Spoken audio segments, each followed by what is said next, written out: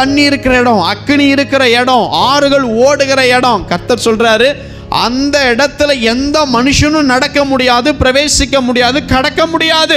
ஆனால் அந்த இடத்திலும் வழியை, தடையை உடைத்து நான் வழியை உண்டாக்கி அதன் மத்தியில் நான் கூட இருந்து நடத்துவேன் வாக்கு கொடுக்கும் பொழுது, தேவனுடைய பாதைகள், அவர் நமக்காக வைத்திருக்கிற டைரக்ஷன்ஸ், அவர் நமக்காக வச்சிருக்கிற ப்ரீ பிளான்ட் எல்லாமே மிகச் சிறப்பானது. எனக்கு அன்பானவர்களே, நான் சொல்லுகிறேன் பாருங்க, நமக்கு வழியில் நம்மை விட பலன் வாய்ந்த தடைகள் நம்முடைய பாதைகளில் இன்னைக்கு இருக்கலாம்.